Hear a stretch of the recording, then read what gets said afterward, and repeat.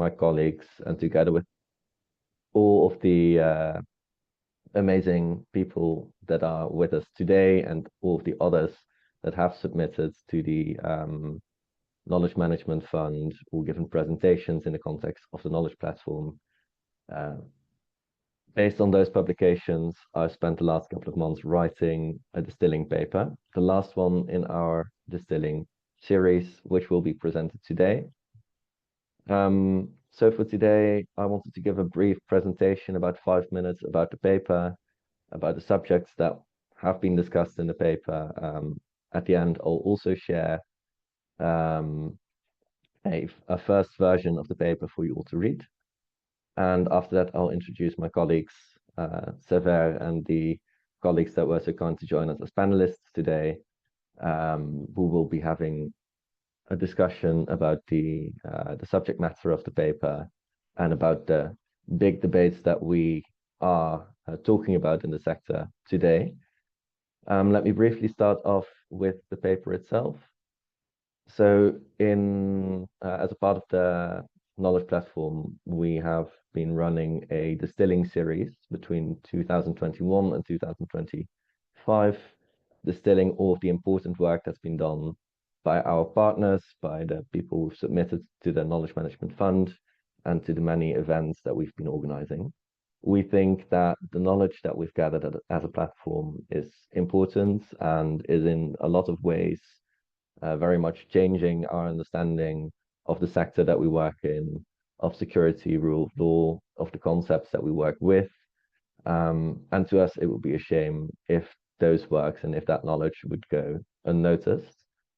To better promote these works, we've started working on a distilling series in which we've summarized all of the publications around a couple of themes. And as the last of these themes, this current distilling paper is discussing 3 major debates in the security and rule of law sector.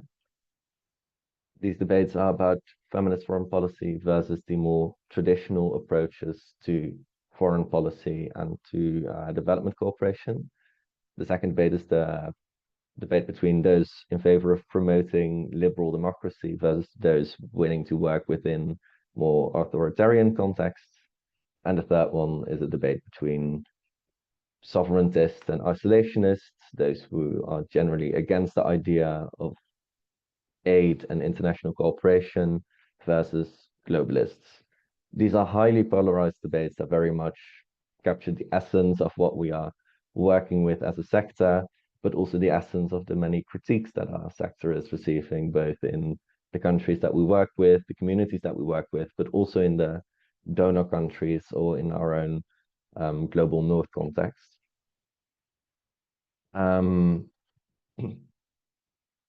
But when you look deeper into these individual debates, you'll find that there's a lot of common ground between the arguments presented by both the for and against sides. So a couple of the examples of common ground that we found when looking at these subjects is that a lot of people very much stress, and a lot of the people who submitted to the Knowledge Management Fund very much stress localization, the idea of taking local voices seriously, of listening to your local partners, and better embedding your programs in the local context that you're working in not only makes them more efficient and effective, but also helps to create ownership and to promote not just your ideas, but a shared vision of a future that you want to be working towards. Building on that, it's very important to stress that a lot of the programs we are setting up and we have been setting up should always be collaborative in nature. It should never be Western organizations coming in to implement. And I think that's especially in the context of the current debate about transactionalism within the sector. I think that's a very important point to keep in mind. That one is transparency and accountability. It's important, and I mean that's obviously a point that's been reiterated quite often, but it's important to keep an eye on the transparency of the projects that we run through strong monitoring, evaluation, and learning tools, but also through strong communication, not just in your own language and in the words that you yourself use, but also very much in the language and the wordings of the recipient communities or the partner communities. And the last one, and I think that's a point that kind of comes through, shines through in all of these other points, is the importance of actively listening, of making sure that you do not only project your values and your ideas in your language, but also very much the language values of ideas of the people that you work with. Development, in a way, development cooperation is it's a two-way street. It can't just be you going in to develop. No, you're working together towards a shared vision of a shared future. How to proceed? Well, as a sector, we have to look at ways to find common ground. We have to also take the arguments that are presented by those who seem as adversaries. We have to take them seriously. And it's important to keep the discussions going, not just with the recipient communities or partner communities, but also very much with those in our own contexts who might be skeptical of development cooperation, who might be skeptical of aid or of the ideas of promoting security and rule of law. It's very important to keep those discussions going as well. And that really leaks into promoting a culture of listening. It's important to keep an open ear and an open mind, not to lose your own values, but to be open to the values and understandings and worldviews of the people that you're working with. And the last one, again, very much linked to these other points, is very much embedding the programs that you're running and the ideas that you're conceptualizing in the local contexts and local understandings of the partners that you work with, to really create that ownership and really make sure that it's a program that's been set up jointly, togetherly, and as a collaboration. Going deeper into these themes are my colleagues in a brief panel discussion that I'm very much excited about, and I'm very happy to have the people on board that we're having. The discussion will be moderated by my colleague Sever, who used to be the head of the KPSRL Secretariat, and next to a great colleague and a great friend is also, I think, an amazing philosopher, and I'm very much looking forward to the conceptual ideas that you'll bring to the table. Joining him will be Salma Nasser from the Wana Institute. She's based in Jordan, and she's worked together with Leda Zwaini on the Madaniya paper, which is still to be published, I believe. She'll be going more in depth on that, and I think she's one of the most interesting, bright minds that I've had the pleasure of working with. Jean Bossot, currently retired, used to be running the ACDPM, who's made great contributions also on the institutional side to the Knowledge Management Fund and to the many publications that we're gathering, that we've gathered. Wimbai Kapurora from Women Unlimited Eswatini, and Tilman Röder, who will be here instead of Idris, who unfortunately couldn't be joining us today. Thank you so much for being here today. Also, thank you so much to the audience. It's great to have you. It's great to have this many people join this last KPSRL event. We will be recording this session and uploading it to YouTube. Please let me know if you object to that. You're always welcome to send me a message. And well, I'd also like to briefly, I'll also share this in the chat later on, but I'd also like to briefly point your attention to the after event survey. To me, that's the last of the logistical points. I'll be closing this presentation for now to give you a bit of a better view on the participants, on the panelists. Thank you so much, and I'm very much looking forward to the discussion.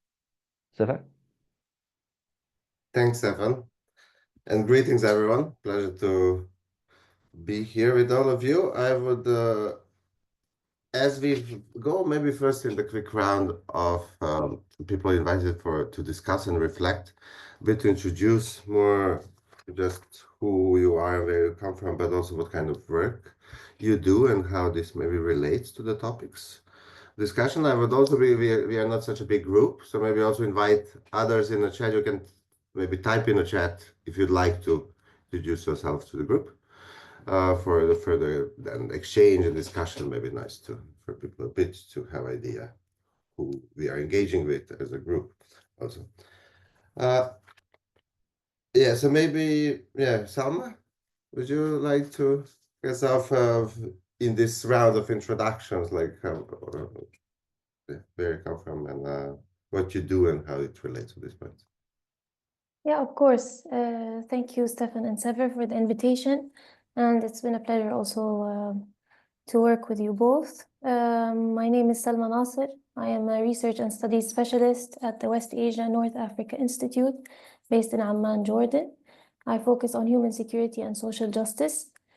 Prior to this, I studied in the Netherlands, my bachelor's and master's degree at Leiden University, which is where I formed my connection with KPSRL. During this time, I worked on a project called Mapping Madaniya under the head researcher who unfortunately passed now. Her name was Layla Al-Zwaini, and she was a jurist and legal scholar and researcher, very passionate about working on Madaniya, which I will discuss more today. And of course, this term and this research that we conducted, it is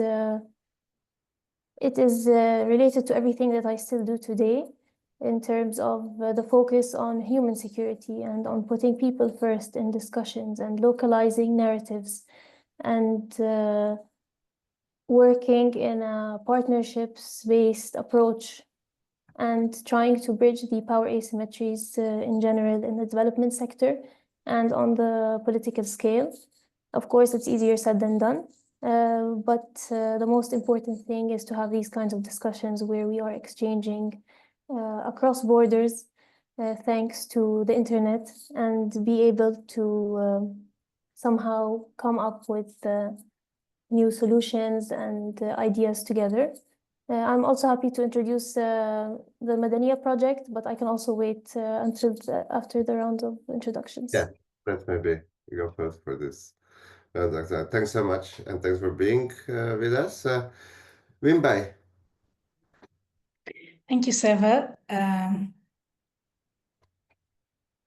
Good morning, everyone. My name is Wimbai Kapurura. I'm the founder and executive director of Women Unlimited Eswatini, an organization which is all out for women with a mission to bring total emancipation in the social, economic, and political areas of development. We are driven by the triple nexus approach, integrating humanitarian development and peace-building efforts.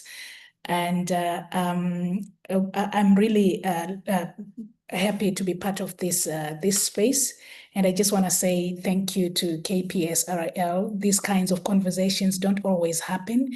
And when they do, they are often too academic, too far removed. But today it feels real, relevant, and I'm very grateful. I'm currently studying my master's in international relations, with John Moreau University, Liverpool. And I'll say more during the discussions. Thank you. Thank you. Thanks, Wimbai.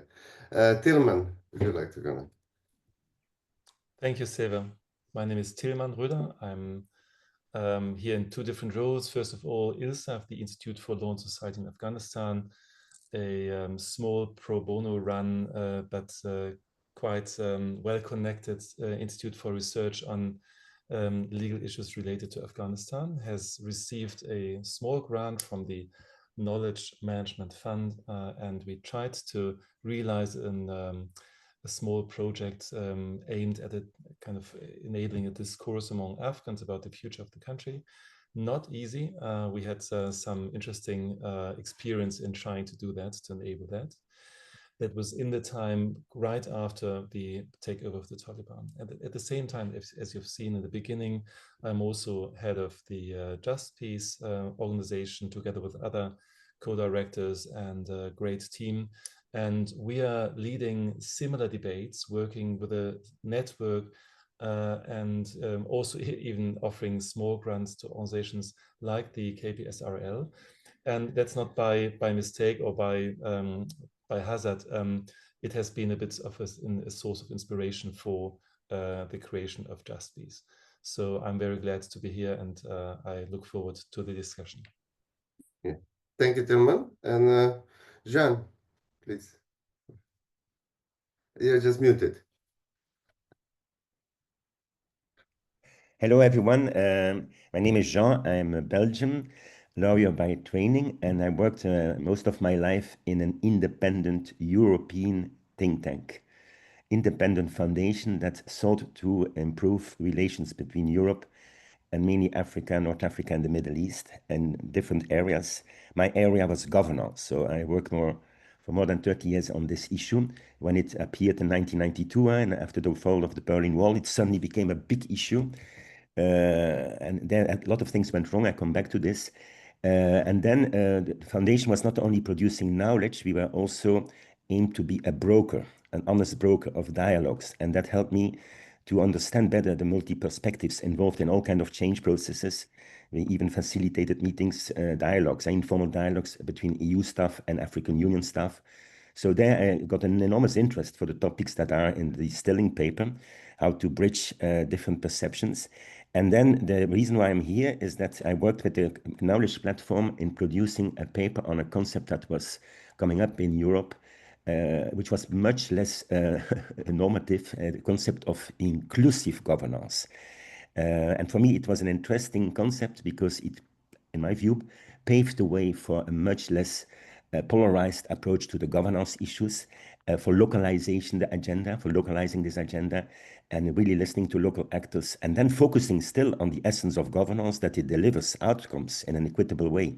So I will tell more about this concept because I think it's still a valid one, and how it is rolled out and what the challenges are. Well, that is why I'm here, I think, and I look forward to indeed a practical exchange. I think that's also the most interesting in these volatile times. Voilà. There are many other areas where I bump on the same issues we discuss here, but I keep it brief to this point. Thanks, Jan. Thanks for everyone. And I think this already illustrates how diverse perspectives we'll have in this conversation, and engagements from very local and grassroots to multilateral spaces, thematic diversity, geographical. So looking forward to it. So let's go into the next, where you'll then more deeply connect your work with these topics, and maybe already start unpacking some of the debates in the paper and reflecting on them. So, Salma, would you? Yes, of course. So starting with Mapping Madaniya, a project funded by the KMF in 2021 and until 2022. It is a participatory action research project aimed at mapping the diverse political, legal, religious, cultural, and artistic notions, usages, and drivers of the concept Madaniya, which translates roughly in English to the civil state in the MENA region, and to fill the knowledge gap that exists in most political and security analysis on the region. This project brought together youth who were students at the time or working in different community initiatives from 7 different countries in the MENA region, based in the Netherlands, to collaborate and exchange their ideas and experiences with Madaniya and provide local perspectives to shape the narrative. Madaniya, what is it exactly? It was a word that was used during the 2011 uprisings. It really was talking about what people didn't want across the Arab world. And no military state, no dictatorship, no patronage, no theocracy, no secular state, no Western interference, and no corruption. But they also linked it with positive values such as freedom, social justice, diversity, equality, citizenship, dignity, security, and very basic, bread and jobs.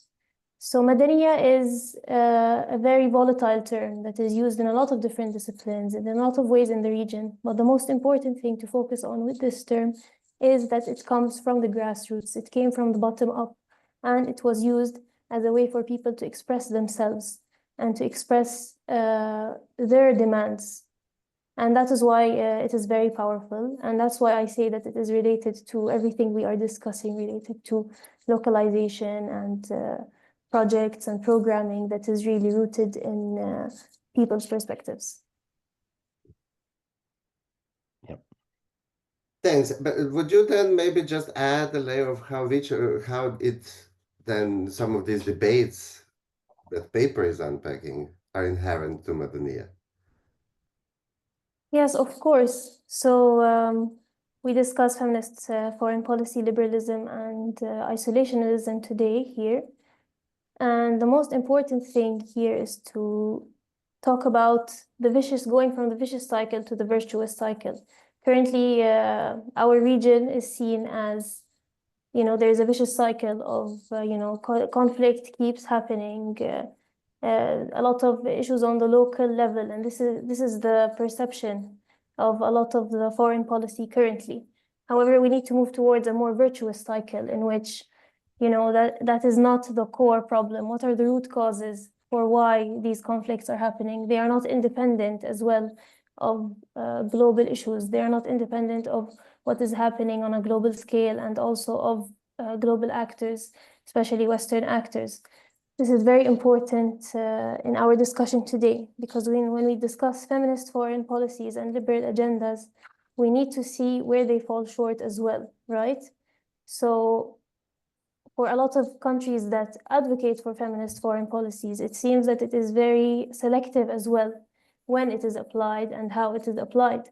So when you have international human rights organizations that state that there is a genocide happening against the Palestinian people, and the ICJ saying there is evidence of genocide, but this is not reflected in feminist foreign policy, for example, and a lot of thousands and thousands of women and children are being slaughtered on a day-to-day basis, then here you have a gap between policy and practice.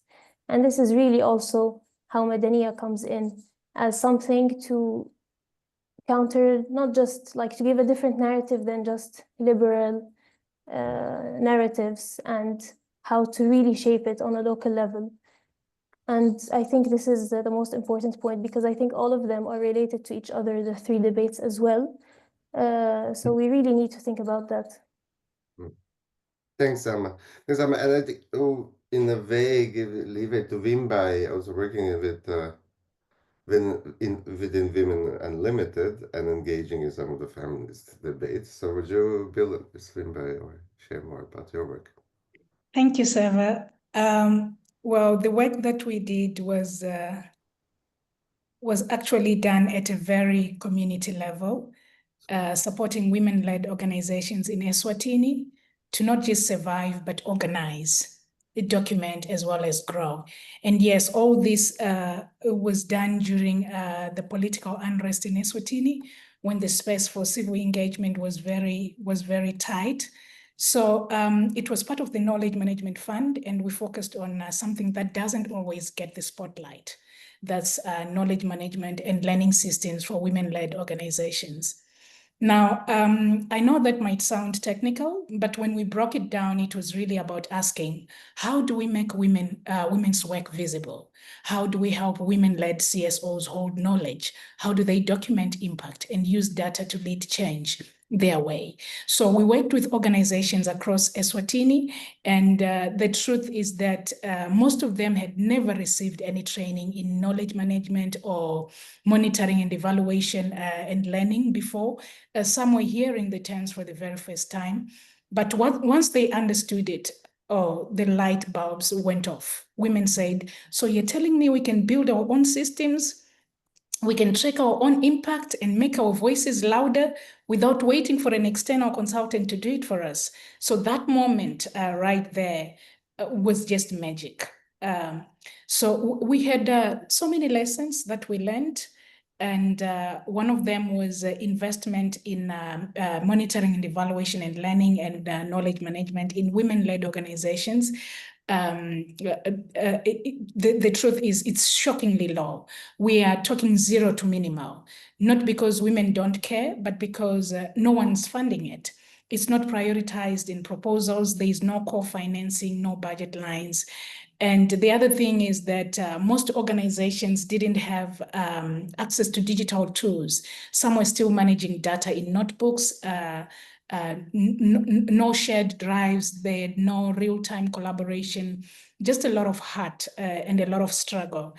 But this is important. Once women saw what's possible with knowledge systems, they didn't want to stop. And that's what led us to introduce 2 digital platforms into our own organizations. into our own organization, Women Unlimited, for collaboration, for task tracking, and something called Working Out Loud, where you share updates openly to create visibility, community, and learning. So it wasn't just research, it was transformation. And that transformation wasn't just technical, it was emotional, because it told women, your knowledge matters, your systems matter, and your way of knowing is valid. So this really connects well with the distilling paper, which I loved so much, by the way, because it's naming the tension we have all felt: feminist foreign policy versus traditional systems, liberal ideas versus local legitimacy, as well as global development versus local sovereignty. So these aren't abstract debates, we live them every day. Thank you. Thanks, but thanks also for this emphasis on agency and how the knowledge is power, and then the engaging with knowledge and is actually engaging in strong politics. And already I see connections with aspects that Salma was talking about, the connectedness of societies. But let's hear maybe turning to Tilman. Yeah, thank you. I will try to follow up with a few reflections. First, let me tell you what was the KMF grant for that we received at ILSAF, but all that I will say also is very relevant for the discussions at JustPeace that I mentioned before. So we were part of the social contracts program, and we tried to enable a discussion on the possible new foundations for social contracts, future social contracts in Afghanistan. And as you can imagine, with modernists and traditionalists, with Islamist factions and persons standing in for democracy, even small groups of feminist-oriented politicians and civil society actors, and so on. Afghanistan is a country with a lot of dispute inside the society, which made the whole thing interesting but difficult. Now, the first point that we learned from trying to enabling such a discourse was exactly that the discourse goes through the rifts, different opinions go right through the societies. They happen inside the countries, not like outside and inside. Outside there are certain, let's say, liberal democratic, FFP-oriented actors, and inside it's different. No, inside the societies there's huge conflict, which is kind of complicated by having large diasporas who are part of the discourse. So we cannot talk about a country like Afghanistan without thinking and talking about the diaspora, whereas maybe 20 or 30% of the entire population of Afghanistan now. So that showed us that the like organizing a discourse aimed at finding common ground, as we're discussing in this paper, was hugely difficult and actually impossible, because we only received voices from those kind of liberal-leaning parts of the Afghan society, despite the fact that we had also invited ulama and even people who kind of belong to the Taliban or close to them, who speak for them. We asked them, would you possibly share your view of the future of Afghanistan? There was no feedback. It even happened that these contacted our local partner that felt so threatened by only being contacted, are you part of this project, that they said, okay, remove our name from the website, don't mention us anymore, we have to step out of this. That shows us how difficult it is to lead a true inclusive dialogue in such a situation. So bridging between different actors is very difficult, but I would say enabling discourse, enabling dialogue within a country or a society should be the first thing to do. And it's hugely important, in my view, here, civil society of that respective country or region or whatever the context should play the main role. The key role should be the most important actor to enable such a discourse. When we come into a country with foreign agencies, development agencies and others, we are immediately political actors. We immediately start intervening. We are political actors. We side from the beginning with certain parts of the society, and it has been traditionally, like in the last 10, 20 years, the more liberal, democratic, and so on. And whatever we have in our mind, by this we contribute to this, these tensions in the society. That is clearly something which is something we can learn from Afghanistan and other countries, Iraq and many others. So by going there with the best intentions, we create more tensions, we create more problems and difficulties. By trusting more in civil society, giving more funds to civil society actors, trusted, legitimate actors, we give societies a chance to enter into a true dialogue and maybe settle some of the conflicts and deal with atrocities and so on and so on.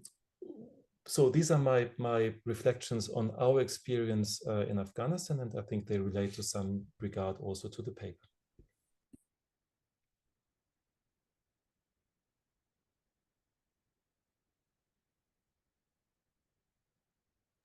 You're muted, Siva. Thanks. Thank you, Tilman, and for also spotlighting these tensions between actors and approaches of different actors, and we'll probably get back to that. Jean, what were your reflections? Well, let me also build on what others have said. I agree with a lot of points of Selma, Bimbai, and Tilman.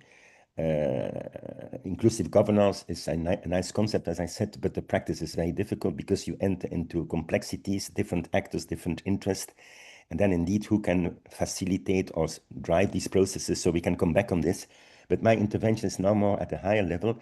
In all my life, when I was working in governance and also as a broker, a facilitator, I was always struck by the question, why does this polarization come from? What is the real drive? Because it was there in the 90s as well. And now it is much more polarized, and it will even get worse, I think, in the next years. But it was also there in the 90s. And I think there are a number of reasons. The first reason is that I think indeed Western actors are not neutral, as Tilman said, and they came in the 90s with the full battery of the good governance ideology. To be honest, I didn't like it at that time. I don't know why, but I felt this could not work because I also had worked at university and I had done research on this. I said, this is too much an export model of values and democratic temples and all the rest of it, but it was very powerful. And the whole community rallied behind it. I think on this normative approach, we have moved on. Already in the year 2000s, there were people who said this does not work, you don't respect the local realities. We had the good enough governance discussion and then going with the grain debates. So I think there we are moving on, and including in the West, I think they are now much more modest, much more realistic. The normative approach is still there, but it is, it is really not what it was in the beginning. The second reason why it was polarization, and that is what the previous speakers also said, that I think Western interventions in development and international cooperation have been quite top-down and restricted to one set of actors, the national elites, the national governments. The whole local level was really not visible. Despite also decentralization and cities and local authorities and civil society. It was there, but it was more in a passive role to be supported. So the whole locally led development, the bottom up, I think there we really moved on. I speak now from the European perspective. Member states, European actors, they really realize that this classical top-down approaches don't work. And I think the popularity of inclusive governance is partly explained by this, that it is all about localizing voices and expressing voices, listening to the real concerns and priorities. They may not be the same as our ideas which we come in. I think there we also have progress. That's my optimism. But then last point, there's an important elephant in the room. Also in our debates, I think, that is precisely the politics and the conflicting interest between stakeholders. And they are not just two sets of stakeholders, and the West and the Global South actors within our own societies in Europe and in the societies in the Global South. There are many, many conflicting views. And I think we have not really integrated the political dimension enough in international cooperation. That's why in my institute, we invested a lot in political economy analysis. And we helped institutions to really understand before they intervene and spend money, what are the opportunities for change? Who are the drivers locally and nationally? And then what are the interests of Europe? Because that's also the elephant in the room. As Salma said, it's the interest of Europe now, and in a more transactional world, it will even get more complicated, I think. So, and then also the interest of the elites in the South. For me, this is a big issue. I think there is an enormous gap often between the elites in the South, political elites, who have all kind of things people don't want, Salma, in the list, the long list that you had there of things they don't want to see, including corruption, clientelism, nepotism. I think this is still very much there, and maybe we should really talk about local legitimacy rather than about authoritarian rule, because in my experience, most citizens that I talk to, local actors in all these countries, have the same aspiration for dignity, for all the positive things you listed, and Salma. And often authoritarian rule impedes this, closes the space, and there are everyday new examples. So I think these two elephants in the room. And for the European side, I agree with the connection between local and global. I think we are now getting local development, locally driven development, but we neglect a bit the coherence with the global politics. Just to give one example, I did an evaluation of youth support of the European Union in the Middle East and North Africa. And there was quite a positive responses, but then there were again big issues with Israel and what happens there against all international law. And I think the sympathy now of the youth people we interviewed must be below zero, because they say you cannot have your cake and eat it. And you cannot be a proponent of locally led development and ignore the coherence of global policies. I think this is also part of the discussion. It makes it more complex. But for me, the fundamental point is we can have shared values among citizens and local actors, much more easy than with the political elites. 100,000 of people are in the street of Europe now protesting against what happens in Gaza. They say to our leaders, this is not acceptable. And so we have a bit the same kind of blockage that you have also as activists and civil society activists in your own countries and regions. So that is a bit my intake on this. I stop here. Thanks, Jan. Thanks. And I see, Val, you were, all four of you were sharing your thoughts. Others were reacting non-verbally. But before I give you chances to respond to it, right? Also wanted to open for a moment a space for others in this sharing with us this virtual space. If you have any question, comment, either some clarification or factual, or already some reflection on how some of the points connect.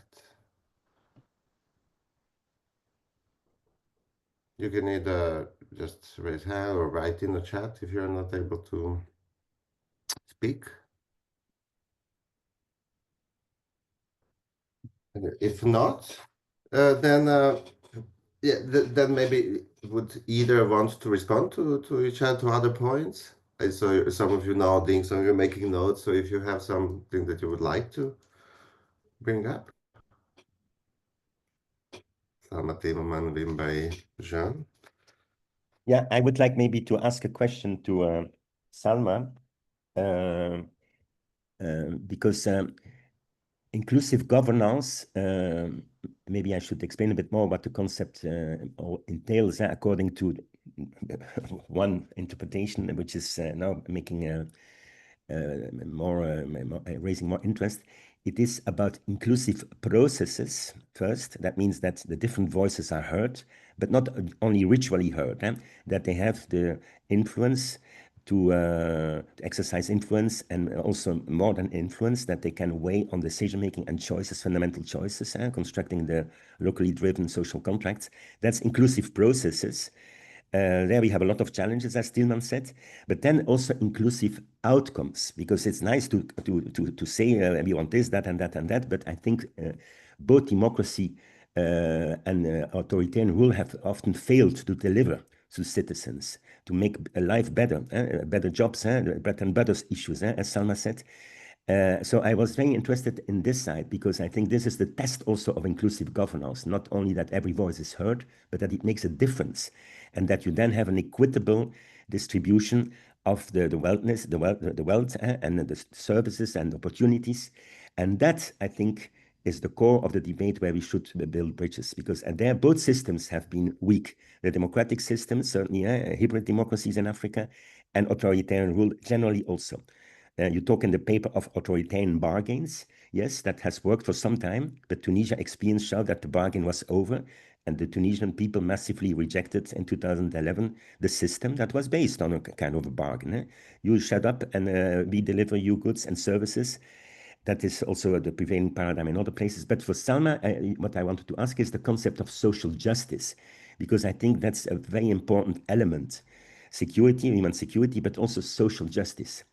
Can you explain a bit how you tackle this? Because that also goes to the power interest, who gets what, who benefits from what, the patronage systems, the corruption. So how do you fight for social justice? Because that is the binding element, I think, for a social pact, a social contract. Can you explain a bit more what that means and how you work on this? Also, Vimba, yeah, I think it's the same.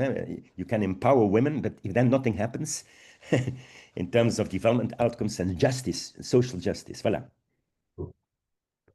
Yeah, thank you so much for your question. We can talk all day about this, I think, as well, from the very different angles from inclusive governance to social justice. I will first take your question on social justice to break it down a bit. I think social justice is very intersectional, right? You cannot have true social justice, for example, without climate justice, without equal rights, without freedom of expression, without equality. So all these things, they are interconnected within social justice. And to work on them, we really need to work from the very local level, right? Like we have been saying, that it's about the local communities being able to work, not just the elites of societies or the political elites. And it's very important to emphasize that true social justice is not achieved until everyone has it across borders, right? So one person can't be free until we are all free. A very famous quote. So I think this is core to social justice. Connecting this to inclusive governance. Now we know, for example, that the WANA region, as I like to say, instead of the MENA region, we have a huge youth population, right? And because of that also, and maybe sometimes lower economic opportunities, there's also a huge unemployment rate. So youth is really instrumental to the development of the future of this region in terms of governance and in terms of social justice. And there's a lot of work being done now in making sure that youth are involved in decision making, whether it is through Euro-Mediterranean initiatives from Euro-Mediterranean collaborations, or on local levels. For example, now we have the Youth Peace and Security Agenda, right, from the UN, which is being increasingly localized, and now in Jordan as well, as part of my work currently, is to kind of the Ministry of Youth in Jordan is working on bringing youth into the conversations and bringing their perspectives into the debates. And I think this is a very important step. And I know that we are doing the same across borders with Europe, and it is a step. But there's a difference between listening and active listening. Listening is sitting there waiting to answer, and active listening is actually taking the information and doing something with it, right? So I think this is where we need to move towards, and this is where there is still kind of a gap, because we see all of these consultations that are happening, but we don't see the change on the ground, the change in foreign policies of Europe, but also of national governments. So this is very important. And last but not least, I will leave you with saying that democracy, or let's say liberalism, is not the same as democracy, and that democracy does not necessarily have to be liberal. And this can be a replacement to authoritarian bargains, but it doesn't have to be in the form that is seen today in, let's say, Western liberal discussions. Yeah, thank you. Thanks. Yeah. Vimba, I see you unmuted. You wanted to Yeah, I just thank you, Seva. So for us, social justice in Eswatini starts with understanding our people, their struggles, their stories, and what justice actually means to them.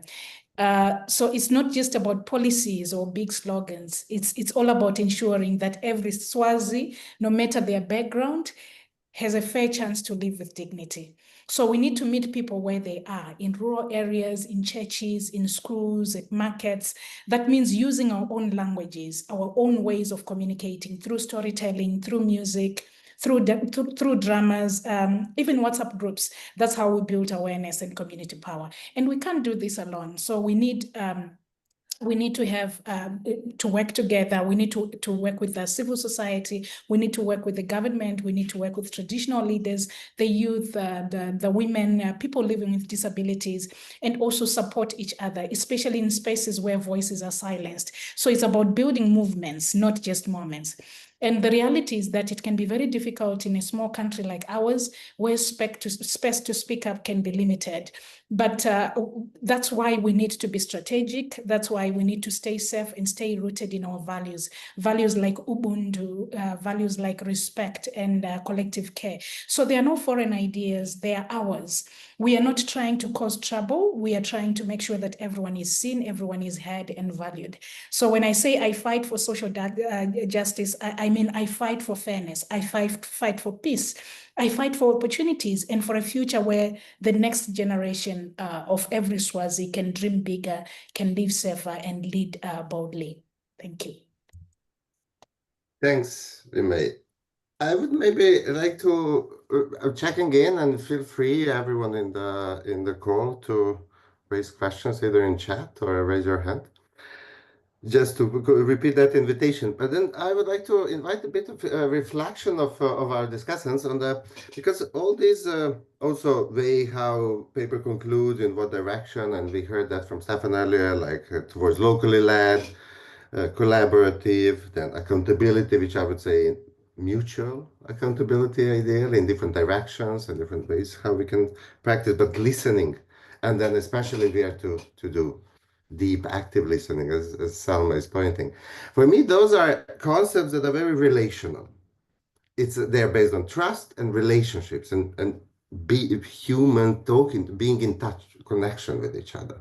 Where on the other hand, a lot of engagements in like how democracy was promoted, or how interventions of NGOs were done, or how development was conceptualized, was often like through engineering logic of linearity, causality. We are using building blocks, capacity building. I mean, we are using engineering language. We are relying a lot on a transactional and not relational aspects, on technical and not so human. So how do you see there?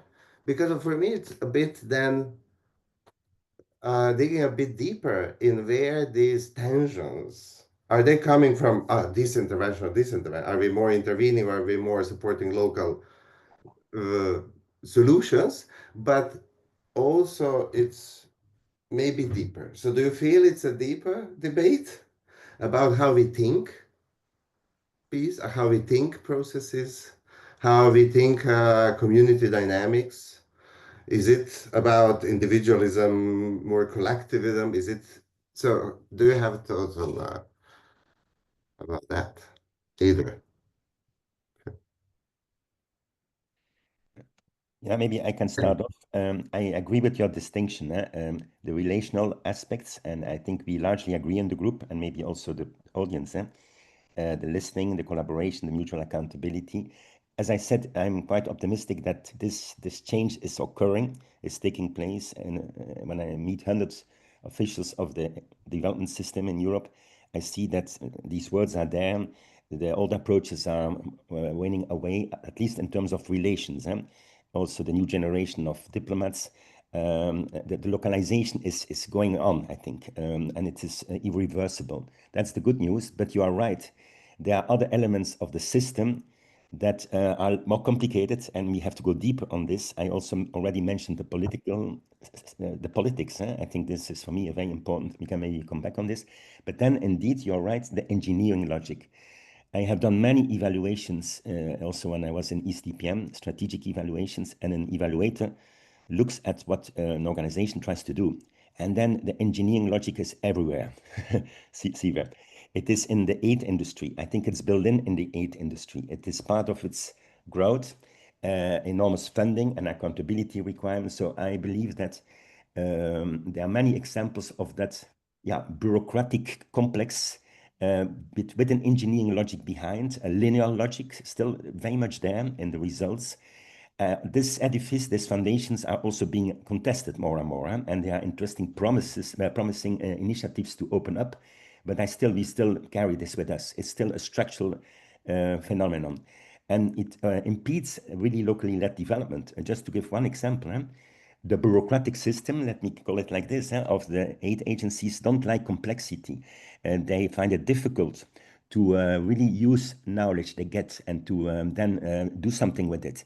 They find it difficult to reach out to the local level. Just one simple example that I faced in all evaluations, the funding. Where does the funding goes? Very often in evaluations, you see that the funding continues to go, rightly so, often to national organizations of civil society, often our peers, and that is okay in itself. But to get to the local grassroots community with money, this is a nightmare still. To find the right facilitators. And so we miss opportunities to support these local dynamics because the engineering logic is still there. The short-term perspective on results is still there. And above all, the procedures and the instruments have not followed the evolution in mindsets. And I've worked 10, 15 years on this, and there I'm not very optimistic. But I think it's essential, because if you then not can have tailored support to youth organizations, they get money from intermediaries, and these intermediaries are becoming bigger and bigger, the UN family, the GIZs of this world, and then they are substituting again for the real agency. And so I think this is quite technical, but it's quite fundamental from an empowerment perspective, I believe. And so I'm sure Wingbai and Salma know this kind of issues. There we have a big fight before us. And maybe that's also why the aid system is now so contested. And maybe decoloniality will help, but it is really a bottleneck still. Thanks, Jan. I see Tilman raise hand. Please. Thank you very much. I'd like to follow up to some points that were raised by Salma and also by Jean. First, Salma raised the importance of youth developments, youth movements. And I would like to add indigenous movements that have much more of a voice and are much more heard these days. Both is very important. Both have also become more visible and audible through social media. And this, I think, cannot really be turned back, which is really good. They were marginalized, not heard. They are not in institutions. They don't have much power, but they became more powerful and cannot be silenced anymore. That is, I think, in our times, at least, something that's good that has been achieved. I'd also like to say a word on the question of technocratic approaches. I very much agree to that. Looking at the German institutions providing funding to certain programs and projects, there are a number of things that we can observe. One is that they are very unflexible. There's not much change in terms of time frames, in terms of selection of those recipients that receive the money, not the recipients of activities, but the money. That's mostly those in, let's say, Europe, maybe North Africa, North America, and other parts of the so-called global North, but not really in the countries that are actually that it's about. And even the MBL, which is mentioned in the paper, Monitoring, Evaluation and Learning, is a very technocratic aspect, because it follows this change logic models and is still in that thinking. And that's something that we discuss at JustPeace a lot about, even, okay, how do we look at things? How do we operate? What are our own paradigms? We start kind of decolonizing in our own minds. We try to not use and think in the sense of development, because it always implies, okay, developing to some other stage or situation or structure or procedures. Well, which are these? Are these the same that like in our country? Is that desirable for everyone? Certainly not. So careful with language. Also embedding local practices and programs in local practices. Yeah, this is mentioned in the paper as a formulation. I stumbled across that today when I read it again. I thought, okay, then you have the program and you embed it, but it's still your program. You still have the power. You've defined it, and then you want to embed it so it's better accepted, maybe more legitimate, it seems, but still it's a global northern program. So language reveals, and we should kind of use this as a chance to reflect at what does it reveal in our own minds? What is still our perspective, our paradigm that is maybe unconscious, but there. So these are some points that I want to mention. And the last thing I would like to add, with your kind permission, two things that I find important looking forward. One is when looking for common ground, looking for shared values. Because when looking at words and ideologies and so on, that is very nicely put in the paper. We don't get away from these tensions and difficulties. Feminism is such an example. Many people in the world will agree with what is inside feminist foreign policy, but some just dislike the word and get very nervous when it comes up. So looking at what are the values behind respect, inclusion, and so on, and then you can better find a form of common ground, shared values. And second, looking more at functions over form. When we talk about democracy, it's about, again, dignity, respect, participation, instead of looking at, okay, we need a certain specific form in which then democracy should be realized in this or that country. There's such a debate at the moment ongoing in Somalia about having elections, and they should be in a certain form. And I think they don't look enough at what is it about. It's about legitimacy. It's about political participation and so on. And how can this be achieved? And are there maybe other ways instead of the European model? Mm.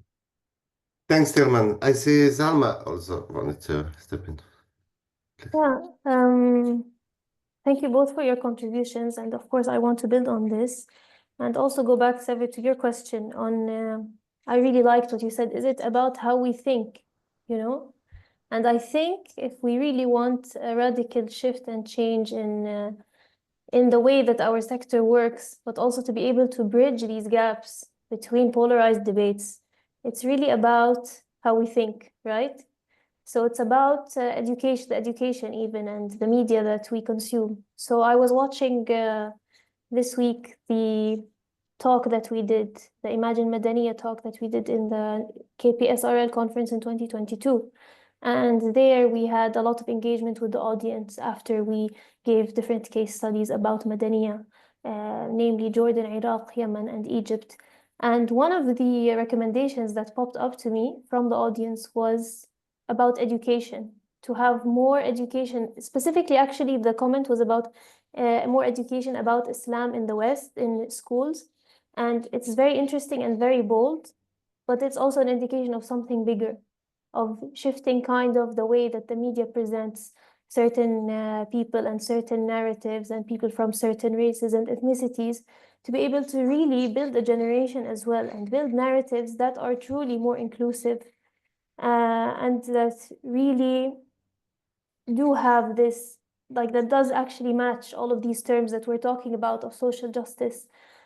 So I think, yes, very radical and very different, but really to work on the sector as well, we need to think of long-term solutions of change that start with education.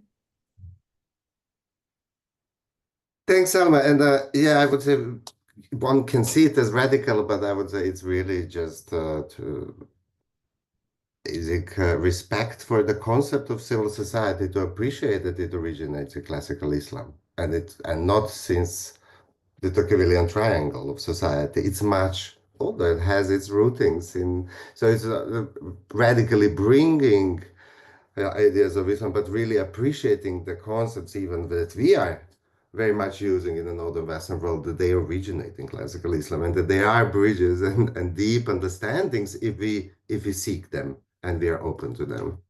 But both you and Tilman started pointing to, okay, how we can move forward, and maybe I would like to then just also invite, if you want to add something, or Wimbai and Jean, if you would like to share some of your thoughts on how we then move forward from here. We unpacked a lot of tensions, but also some positive developments and some natural connections. But on your ideas for moving forward, Jean, I see you raise hand. It's just I'm muted. We can look forward. I just want to react on what Salma and Tilman say.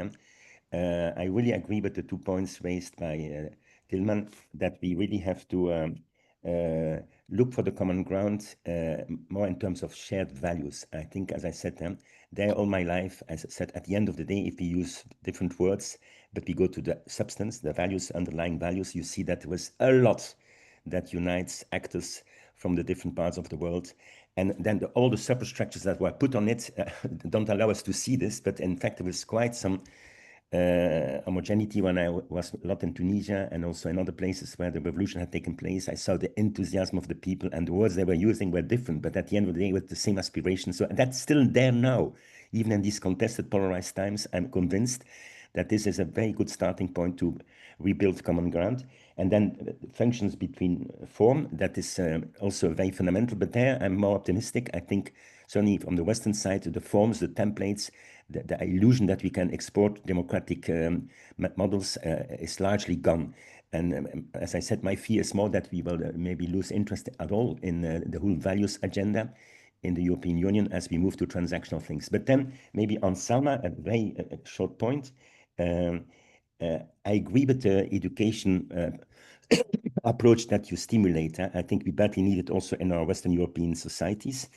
But I would add maybe another element which is part of the education. It's for me intercultural dialogue capacity. If I learned one thing in facilitation is that you have also be prepared and have the right mindset and the distance and to really engage in an intercultural dialogue, because then all these differences will pop up, and then how do you react? And I see a lot of people, diplomats and officials, are not used to do this because they don't know how to engage in intercultural dialogue, especially with some parts of the world where differences are more accentuated. So intercultural dialogue is, maybe that's a lead in, severe to the future. I think we absolutely have to invest in this. Otherwise, it's very difficult to cooperate meaningfully over a long period of time. Voilà. Thanks, Jean. Tilman, Salma, Wimbai, any other thoughts on how to move forward? Yes, I do, but I wanted to see if Wimbai has any feedback first. You can go ahead, Salma. Okay, thank you. Yeah, I want to say that if we want to move forward, we have to start with what we have now, right? So we have, I think polarization is increasing, if I can say, by the day even. Yeah. Whether it is within European societies or any society in the world, and also seeing it here as well in Arab countries. I'm seeing every day that anti-Western narratives are increasing and sentiments. And I think this needs to be really tackled, yes, through intercultural dialogue, but how do we deal with it when we have these issues? So maybe it's more of a question. And also, Jen, one thing about, to comment on what you said, that exporting democratic models is largely gone. You know, I'm not so sure now, seeing what's happening in Iran. Maybe it's not about democratizing them, but it's about removing a regime that is completely different than liberal Western democracy and values. So I think we really need to go back to that and go back to the drawing board and see how can we resolve the issues we have today, the conflicts, the active conflicts that we have, and the foreign interventions that are happening there, so that we can be able to move forward and talk about intercultural dialogue. Because how will people be able to sit on the same table and talk about intercultural dialogue and talk about their shared values when they are not treated as equal human beings to begin with? Yeah, I agree. This is the underlying politics, including the incoherences. They are the elephant in the room, but they are there and they impede a meaningful dialogue. You're right. And polarization will get worse. I'm also convinced in the next years. Yeah, and for me, just to comment on that, for me, it's having grown up in the founding member of non-aligned movement, for me, the feeling is that it's already worse than Cold War. Because at least we had an option of neutrality and non-alignment during the Cold War. And now it feels like it's erased. That option is erased. That, raising questions about militarization and challenging militarization is pro-Putinism all of a sudden. I mean, being for peace is almost not allowed. So I think that those tension polarizations are already so there that I'm loving like how you're pointing to aspects of shared values and intercultural dialogue, because indeed there is much more that is shared across the board that we are ready or even allowed to appreciate and recognize at this moment. That there is a lot of commonalities, shared histories and materialities in some geographies, and that we are not maybe appreciating or allowing enough. I see Tilman raised hand and my open camera, so Tilman maybe go and then. Yeah, maybe only if no other colleague here would like to speak, because I've spoken a bit already. Okay, apart from kind of this idea of shared values to build common ground, I'd also like to mention shared themes. When talking about Afghanistan and possible dialogue among the very different Afghan societal groups, very often the first thing that comes up is the role of women. Yes, and it's an essential and important group, but those in power in Afghanistan now stop any discussion when this comes up. So there might be other ways to start talking with them. And that's like a just piece with Afghan colleagues and friends discussing about how to get possibly into contact, into a discussion among Afghans. And maybe the way would be first looking at themes that are important for the entire country. That's climate change, droughts, the development of the population growth, and the visible development towards a big catastrophe with many people dying if there's nothing really done about these factors. This cannot be in the interest of anyone, at least most people will concede to that. So that could be a starting point to enter into discussion. So it should be kind of, it would be wise to select and prioritize or sequence themes in a way that others would accept that sequencing of themes. When you have a dialogue, you should be on the same level, and you should not like one side defining what is the first theme and what should be the outcome of that discussion, and then comes the next and so on. It must be agreed. Second, language. You have to be able to understand the language of the other side. And again, with the example of Afghanistan, I'm not talking about Dari and Pashto and Uzbek and other languages. I'm talking about the language of Islam. When you want to reach those ruling now, the Taliban, you have to understand from which kind of ideological background they come from. It's a religious background. It's also kind of Pashtunwali plays in the customary traditions and roles and rules plays into that. So you have to learn that and be able to speak with that. And again, as well as in the same kind of way, diaspora communities can play a huge role in enabling such discourse and their dialogue, as well as local civil society actors. Others, like myself from outside, cannot really contribute to that. Yeah. Thanks, Tilman. Also, just checking in if there are any final call. Let's go for the group to raise some questions or comments. Otherwise, I would maybe invite, thinking also being mindful of time and to leave a bit of space for a wrap up to Stefan, I guess. Maybe I would then also invite everyone to Wimbai, maybe, if you had some thoughts and reflections. We heard a bit less from you in this recent part of discussion. Thank you, Seva. I just wanted to say that the world is shifting and power is being renegotiated, not just politically, but in knowledge too. So moving forward, I believe we need to embrace co-creation, joint learning spaces where we can actually design solutions together. And we really need flexible funding that respects complexity, and we need to make room for the voices that are often missing: the rural women, the youth, the indigenous leaders. And if we are really serious about justice and peace, then we must be serious about pluralism, not just in theory, but in how we work, in how we fund, and how we partner. Thank you. Yeah, maybe if you allow me quickly also, positive evolutions within the European Union. The big political issues that we raised, that's of course enormously complex, but at the cooperation level, international cooperation level, there are several positive evolutions in the European Union, because I worked with them a lot. And just to give two examples, one of the things that the European Union tries to promote is territorial approaches to local development. That's an approach, a bit like inclusive governance, to say, let's the territories speak. Let's not come with programs that land and or do not land in territories.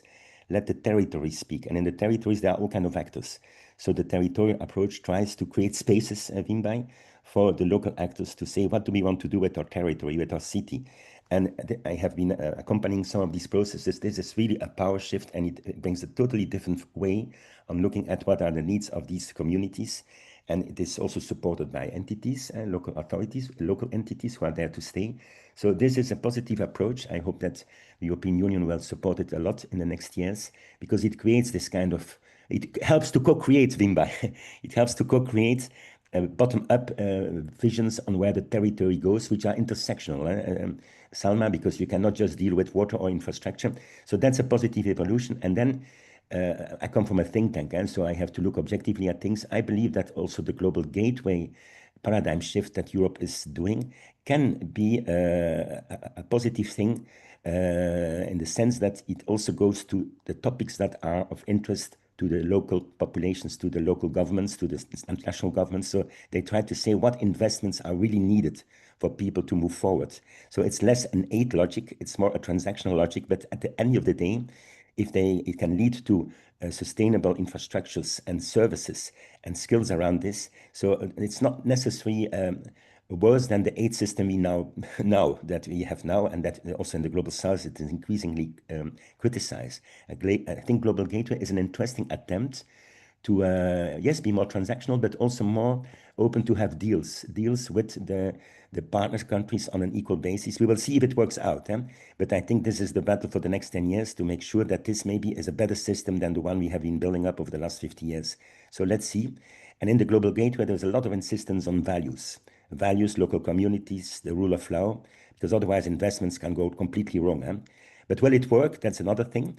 But at least I think it's it's an interesting attempt to modernize approaches to international cooperation. Thanks, Jean. Any final thoughts among our discussants? Tilman, Salma, Wimbai, Jean. I see the hand of Tilman. Please. I'll do it quick. While we should indeed look for shared values and start with the right themes, we should also be aware that there are adversaries. There are people who do not share these values and themes. We have to analyze those and develop strategies to counter their strategies. They are not stupid. They are clever and strong, very strong these days. And we have to be able to shift the discourses and change also power towards those who are willing to contribute to a better, more peaceful, more stable world for all. I think that is hugely important to keep in mind. And we have to really, really be aware of power imbalances that start with every single one of us, persons, organizations, institutions, and countries, and be honest about that. And if we want to talk about inclusivity, participation, ownership, and so on, localization, we have to be aware that we have to tackle that problem as well. Thanks, Tilman. Salma, Wimbai, any thought? Yeah, I just want to add one more thing as also a way to move forward, which is, again, what I said in the beginning about putting people first rather than security first, and to take a human security approach in the way we work. So we really need to deconstruct current narratives of security around migration, around also weaponization, these issues that are really causing, that are actually amplifying our problems that we have today rather than mitigating them. And by understanding security from a human security approach, we are being more inclusive towards also finding issues related to the climate change, related to transboundary issues that we need each other to solve, right? We can't solve migration at each as ourselves independently of each other. To be able to build true feminist foreign policies, to be able to, you know, find our shared values, the first step is to desecuritize, or not desecuritize, but shift the way we see security. And that's it. Thanks, Selma. Wimbai, any final thoughts? Thank you, Seva. I just want to say that true peace and justice and progress cannot be imported. The reality is that they must be rooted, and that they must be rooted in the lived realities, in the wisdom, in the aspirations of the communities that we serve. And the Global South is not a space of lack. It is a space of deep knowledge, resilience, and innovation. So it's important for us to really honor that by building partnerships that are not just about presence, but about power sharing. And as we face global shifts, may we not retreat into silos or saviorism, but instead lean into solidarity, into humility, and co-creation. Thank you. Thank you, Wimbai, and big thanks to each four of you. I think for me, it really brought some positive and optimistic outlook. Although it could have gone either way. I mean, we could have ended up in quite depressed in the sense of deepening polarization, different tensions, interventionism, but to recognize possible ways forward, positive developments, opportunities in different in the way how things are unfolding. Yeah, thank you for that, and maybe passing back to Stefan. Yes, thank Optimism you. is a moral duty, yeah? Sorry? Optimism is a moral duty. Yes. Are we? Thanks.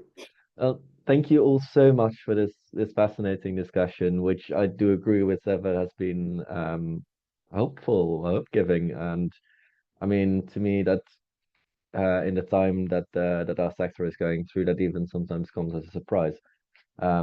It's great to know that there are so many voices that still advocate for these positive approaches and for the common ground to be found between discussants in these often highly polarized debates. To me, there's been a couple of lessons that not only this discussion we've been having today, but also the series of discussions that we have been having in the context of the closing of the platform, a couple of lessons that have really stuck with me. One of them that also very much resonated with so much of the debates we've had today is that in the perspective of the recipients and the partners, aid and development and cooperation has always been transactional. And to recognize this is to recognize that in a transaction, you can have a hierarchy, but you can also have a transaction between two equitable partners. Keeping local knowledge, local understandings in mind, and making sure that any approach and any transaction is not only rooted in what you want out of it, but also very much in those local factors, I think, should be one of the core elements of the way that our sector progresses. And linked to that, and I think that's also one of the most important points we've had today, and as Jean also mentioned in the little brief discussion we've had before this event, it is so important to be aware that aid, development, cooperation, it's about people. We're working with people on the ground, we're working with people in our teams, but also with people in the partner communities. It's easy to get lost in these abstract themes of the programs that we're setting up, and to lose the sight of what really matters in the end. And in the end, it is that the programs that we work with help empower the local communities and the people on the ground to not only take on what we want to bring, but also to fully work with what they already have rooted in their local context. To me, those were the most important takeaways. I'm really, really grateful for this discussion, for this event, and for this debate. Thank you also for the audience. The recording will be shared later on. And I'd lastly like to, again, point your attention towards the after event survey for us. It's very important to have a bit of a view of not only what we thought of the event, but also very much about what you thought of the event. So we would be incredibly grateful if you could take a moment of your time to fill that out. Thank you so much. Thank you, Sever, for the moderating. And it was great seeing you all.